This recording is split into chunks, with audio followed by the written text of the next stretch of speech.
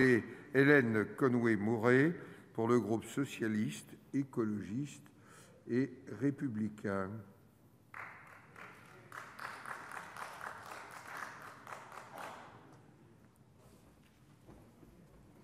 Vous avez la parole, mes chers collègues.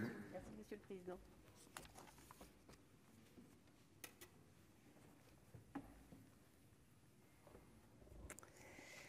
Monsieur le Président, Monsieur le Premier ministre, Madame la Ministre, mes chers collègues, malgré un début très chaotique en 2017 avec la coupe drastique de 850 millions d'euros, nous avons abordé la loi de programmation militaire l'année suivante dans un état d'esprit de consensus et de dialogue permanent avec la ministre qui prévaut jusqu'à ce jour.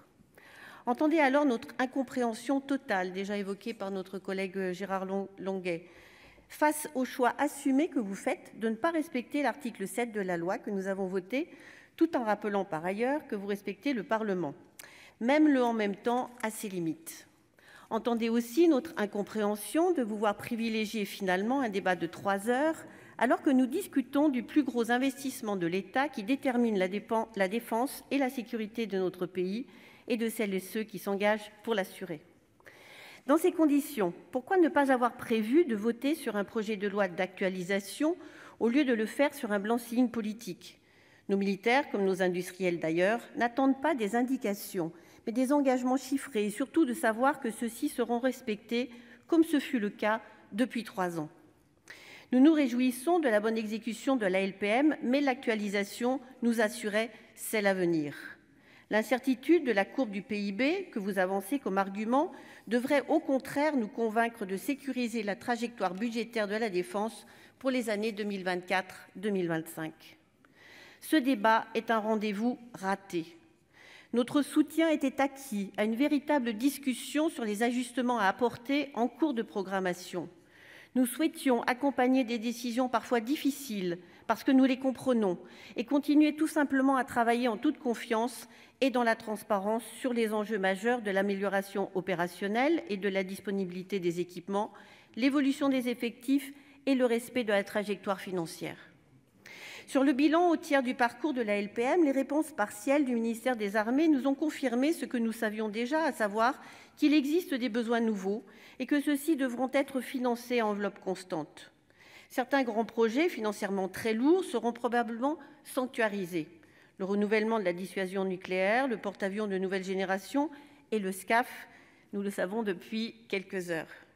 Mais nous craignons des effets d'éviction sur d'autres programmes. D'autant que l'apparition de nouvelles menaces génère des besoins capacitaires dans le domaine spatial et cyber ou encore pour la lutte anti-drone.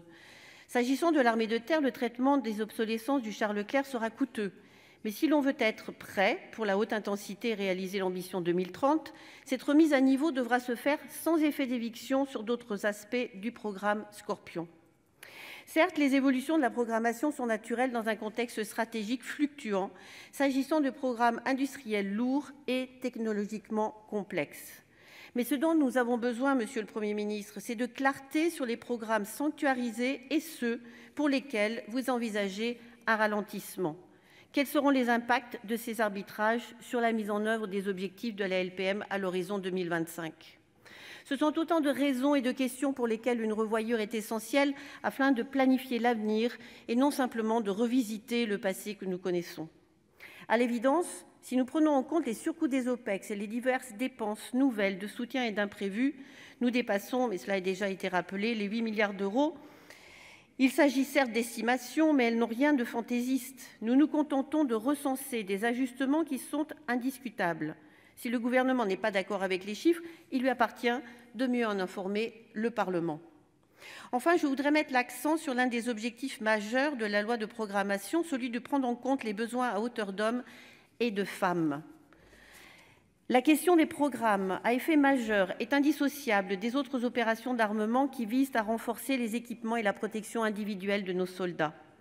Qu'il s'agisse de l'armement léger, de la vision nocturne ou des dispositifs de lutte contre les engins explosifs, l'effort d'équipement promis au titre de la LPM ne doit pas être relâché. Concrètement, un suivi tout particulier doit être accordé aux petits équipements qui occupent une grande place dans la sécurité du combattant et doivent à tout prix être préservés. Le président de la République pourrait dire « quoi qu'il en coûte ». Alors nous apprenons une nouvelle attaque à la voiture piégée au Sahel. Je voudrais exprimer une pensée solidaire pour nos blessés et leurs familles et toute notre reconnaissance à celles et ceux qui s'engagent jusqu'au sacrifice de leur vie. Face à la menace des mines et des engins explosifs, nous demandons l'accélération de la livraison des kits de blindage commandés en urgence afin de renforcer la protection des véhicules blindés légers. Comme l'a déjà rappelé mon collègue Cédric Perrin, il faudrait également songer à ériger en priorité nouvelle le projet de véhicule blindé d'aide à l'engagement, le VBAE, pour commencer à remplacer le VBL avant la fin de la LPM. Nous constatons des retards dans les livraisons du programme Scorpion. Nous pouvons également nous interroger sur notre autonomie en matière d'approvisionnement de munitions.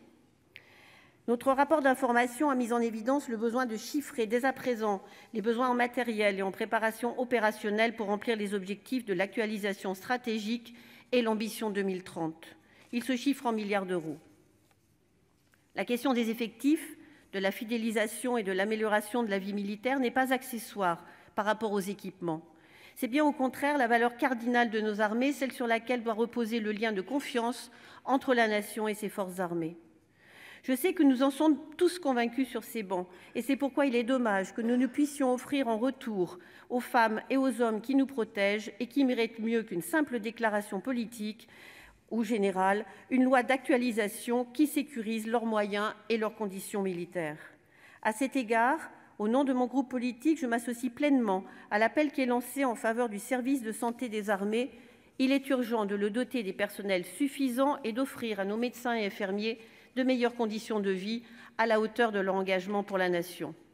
Pour toutes ces raisons, qui s'ajoutent à celles déjà évoquées par mon collègue Gilbert Roger, le groupe socialiste, écologiste et républicain du Sénat votera contre la déclaration du gouvernement. Je vous remercie. Merci, ma chère collègue.